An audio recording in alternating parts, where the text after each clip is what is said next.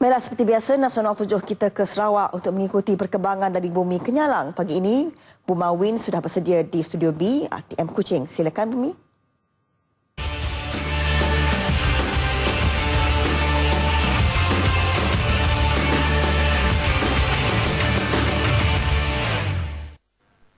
Salam sejahtera dan salam sehati sejiwa. Keupayaan mengurus bencana termasuk banjir dengan baik telah membolehkan Jawatan Kuasa Pengurusan Bencana Negeri Sarawak JPBNS dipilih sebagai pengurus bencana terbaik di negara ini dan seterusnya menerima pengiktirafan anugerah bintang emas. Timbalan Ketua Menteri Tan Sri Prajabu berkata pengiktirafan ini membuktikan agensi di bawah JPBNS telah menunjukkan komitmen yang tinggi dalam membantu penduduk yang terjejas banjir walaupun terpaksa berdepan dengan 4 fasa banjir yang melanda negeri ini bermula November tahun lepas dan terbaru 8 Mac lepas. Antara kawasan terjejas ialah Kuching, Bau, Lundu, Semarahan, Padawan, Serian, Simunjan, Bintulu, Serike, Sibu, Limbang dan Lawas. Tan Sri Prajabu juga pengurusi jawatan kuasa itu berkata banyak kekangan dan halangan yang dihadapi dalam mengurus banjir negeri ini, namun ia akan sentiasa diperbaiki termasuk prosedur operasi standard SOP dalam memindahkan penduduk terjejas dan mengagihkan bantuan. Beliau memberitahu pemberita selepas mempengerusikan mesyuarat jawatan kuasa pengurusan bencana negeri Sarawak bilangan 1 tahun 2016 di Kuching semalam. Tan Sri Prajabu turut menzahirkan penghargaan ke atas keprihatinan Perdana Menteri Datuk Seri Najib Tun Razak dan juga timbalannya Datuk Seri Dato' Ahmad Zahid Hamidi yang sanggup turun padang melawat penduduk yang terjejas dengan banjir. Sementara itu menyentuh mengenai mesyuarat tersebut, beliau berkata ia lebih kepada laporan pelbagai agensi yang terlibat dalam operasi banjir baru-baru ini. Penubuhan pusat dalam komuniti PDK Bekenu bukan sahaja memenuhi keperluan orang kurang upaya OKU di sekitar Bekenu tetapi juga di sekitarnya termasuk di Niah dan Lambir. Menteri Pembangunan Wanita, Keluarga dan Masyarakat Datuk Seri Rohani Abdul Karim berkata PDK itu telah pun mendapat kelulusan kementeriannya kerana mempunyai 38 OKU iaitu melebihi syarat 15 OKU yang ditetapkan. Beliau ditemui pemberita selepas menyempurnakan upacara pelepasan program Kembara Kebajikan 1 Malaysia di Rumah Nunong, Nangajela, Lambir di Miri. Setakat ini sebanyak 508 buah PDK di seluruh negara dengan 45 buah di Sarawak. Pada majlis itu, beliau turut merasmikan klinik bergerak Lembaga Penduduk dan Pembangunan Negara yang pertama di Miri.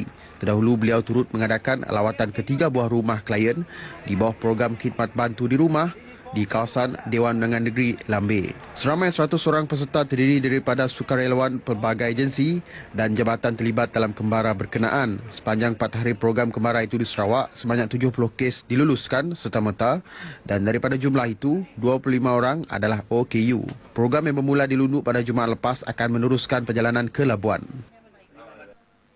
Penantian lebih 600 penduduk dari 10 buah rumah panjang di kawasan Sebayang untuk mempunyai jalan bertar akhirnya berakhir. Jalan sepanjang 4.2 km itu akan menghubungkan kawasan berkenaan dengan Tanjung Manis. Mengumumkan perkara ini, Menteri Muda di Pejabat Ketua Menteri, Datuk Len Talib Saleh berkata, jalan yang menelan kos sebanyak RM5 juta itu adalah sebahagian daripada projek jalan Hab Hala Tanjung Manis.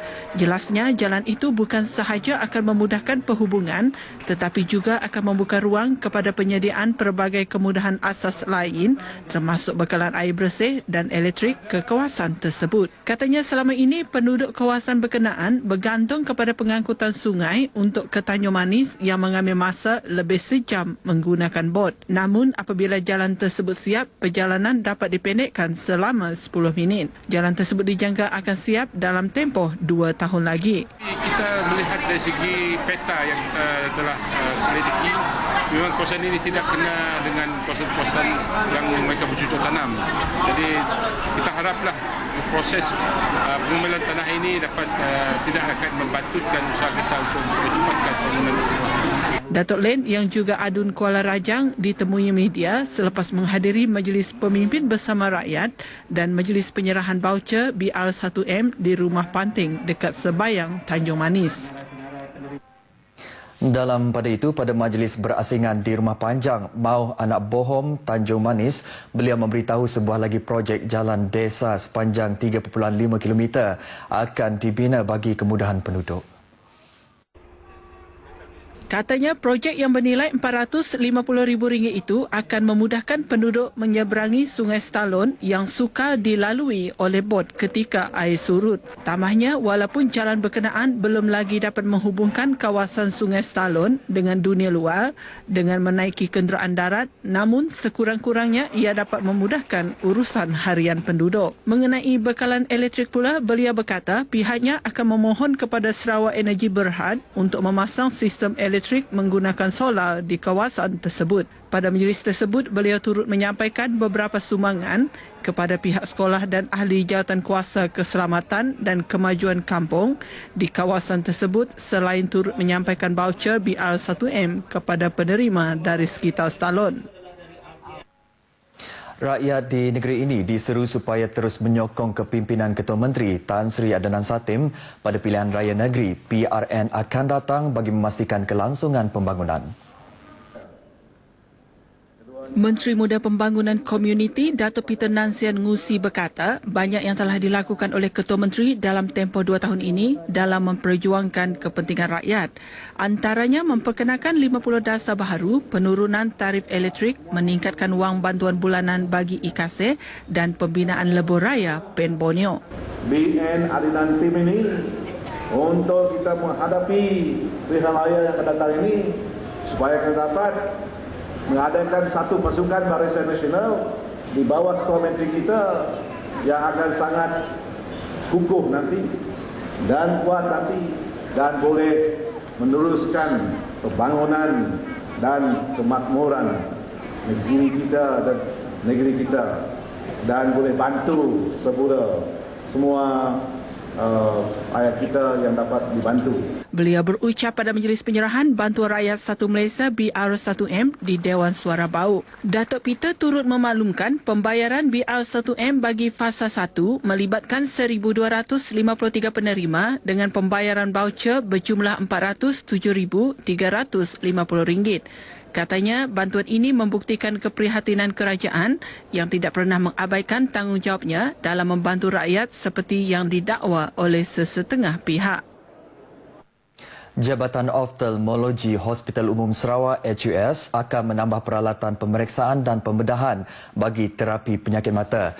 Ketua Jabatan Oftalmologi Dr. Intan Gudom berkata peralatan berkenaan ialah B-scan dan indirect laser bagi mengesan masalah katarak ke atas retina bayi pramatang di negeri ini. So, because the baby is premature, so the retina blood vessel development is not complete.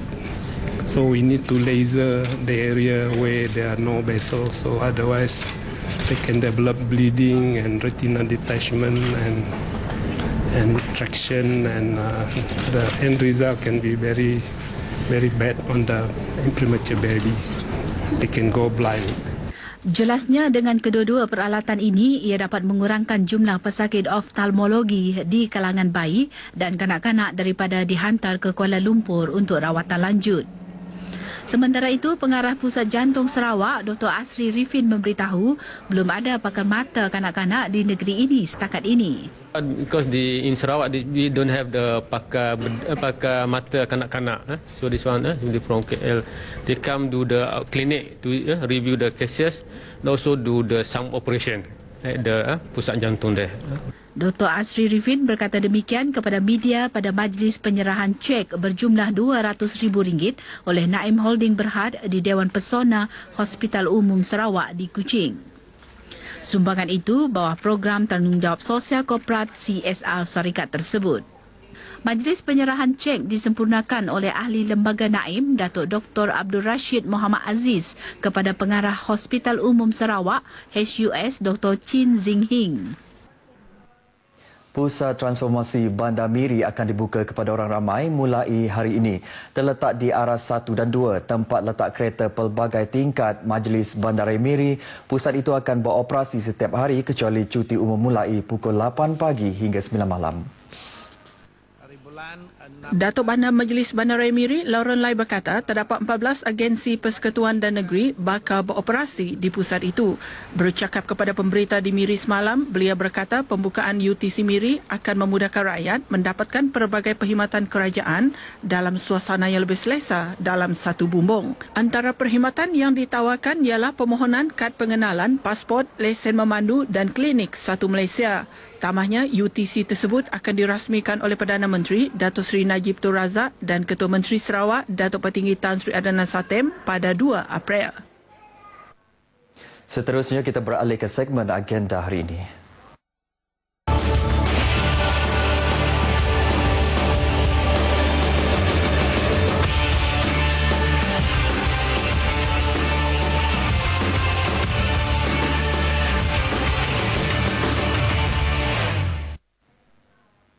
Antara liputan acara dalam agenda hari ini, Ketua Hakim Negara Mahkamah Persekutuan Tun Datuk Seri Arifin Zakaria menyempurnakan upacara penyampaian surat cara pelantikan dan mengangkat sumpah jawatan dan taat setia Pesuruhanjaya Kehakiman Mahkamah Tinggi Sabah dan Sarawak di Bilik Bicara Mahkamah Persekutuan pada pukul 9 pagi.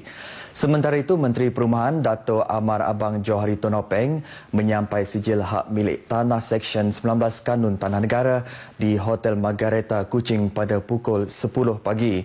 Manakala pada pukul 3 petang, Dato' Amar Abang Johari Tonopeng akan mengadakan sidang media program Sejiwa Senada Peringkat Bahagian Mukah di Menara Pehin Setia Raja Mukah. Demikian antara liputan acara dalam agenda hari ini. Berita seterusnya kembali ke Angkasa Puri bersama Dilala. Silakan.